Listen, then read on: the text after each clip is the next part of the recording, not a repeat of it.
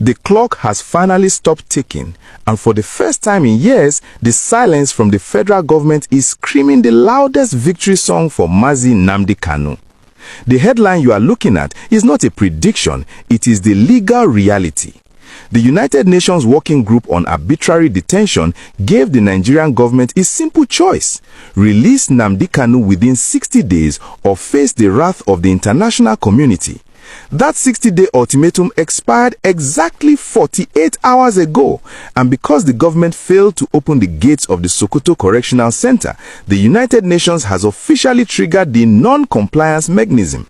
This means that in the eyes of international law, the detention of Namdi Kalu in Sokoto has shifted from being a legal dispute to a hostage situation, and the diplomatic consequences are already hitting Abuja like a sledgehammer. We are looking at a historic shift that has practically forced the hands of the presidency. According to diplomatic sources in Geneva, the moment the deadline passed without a compliance note from Nigeria's Attorney General, the UN Working Group automatically forwarded a level red non-compliance report to the UN Security Council and, most critically, to the United States State Department. This is where the game changes completely. You see, this report is not just a letter of complaint, it is a binding legal document that activates specific clauses in international treaties that Nigeria is a signatory to. By failing to release him from that facility in the northwest or provide a valid legal reason for holding him past the deadline, the government has inadvertently handed Namdi Kalu his biggest win yet. The release is now technically automatic under these treaties because the government has forfeited its right to detain him by ignoring the supreme deadline. I know many of you are asking, but is he physically out of Sokoto? Listen closely, because this is the technical part that has the government in a panic. While the physical gates of the Sokoto Correctional Center might still be locked this morning, the legal cover for keeping them locked has evaporated. We are hearing reports from the Ministry of Interior that there is serious confusion and fear regarding the sanctions that are now on the table. This non-compliance report is the exact document that the new US administration under President Donald Trump has been waiting for. Remember the bill we discussed recently, the Nigeria Religious Freedom and Accountability Act? That bill has a clause that relies on UN reports to identify human rights violators. Now that the UN has officially certified that the government is holding Kalu illegally in defiance of a direct order, the US can legally freeze aid, deny visas to judges, and even block military equipment transfers. The government knows this. They know that this expired deadline is not just about Kalu anymore. It is about the survival of their international relationships. This is the perfect time to remind you that we are tracking this situation hour by hour. If you want to know the exact moment Namdi Kalu walks out of Sokoto, or if you want to see the list of officials the UN is planning to sanction, you need to do one thing for me right now. Go ahead and smash that like button. It tells YouTube that this is a story the world needs to see. And if you haven't already, please hit the subscribe button and turn on the notification bell. We are building a community here that refuses to be fed propaganda, and I want you to be a part of it. Thank you for staying with us.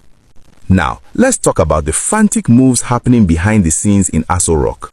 Sources are indicating that an emergency legal team was assembled late Tuesday night when it became clear the UN was not going to extend the deadline.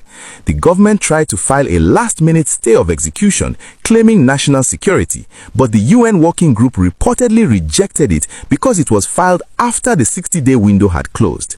This rejection is huge. It means there are no more appeals, there are no more delays. The case is closed at the international level and the verdict is released immediately. The victory here is that Namdi Kalu's legal team, led by the tenacious Aloy Ejimako, has effectively cornered the government. By allowing the deadline to expire, the government has walked into a trap. If they continue to hold him in Sokoto now, they are doing so as a rogue state in direct violation of a Security Council-backed directive. This opens the door for Namdi Kalu's team to approach foreign courts to seize Nigerian assets abroad as compensation for unlawful detention. We saw a similar case happen with a political prisoner in Iran last year, where the UN deadline expiration allowed his family to freeze government bank accounts in Europe. This is the nightmare scenario the Central Bank of Nigeria wants to avoid at all costs. Furthermore, the non-compliance report has given the Southeast governors a powerful new weapon. We are hearing that a delegation is already using this expired deadline to negotiate a soft landing release. The argument they are presenting to the president is simple. The world has ruled against us, the deadline has passed, let us release him to a private residence now before the sanctions cripple our economy. The expiration of this deadline has removed the government's ability to say we are waiting for the court.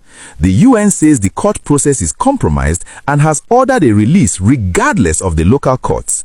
By ignoring this for 60 days, the government has exhausted its excuses. What makes this a win for Namdi Kanu is that the narrative has shifted from "is he guilty" to "why is the government disobeying the world?" The pressure is now entirely on the president. He can either obey the UN order and order the Controller General of Corrections to open the gates in Sokoto, or he can defy it and face the wrath of the Trump administration, which has explicitly stated it will not tolerate the persecution of political figures who have been cleared by international bodies. The expiry of this deadline was the final checkmate. The board is clear, the move is mandatory. Namdi Kanu has won the legal war. Now we just wait for the prison van to open its doors.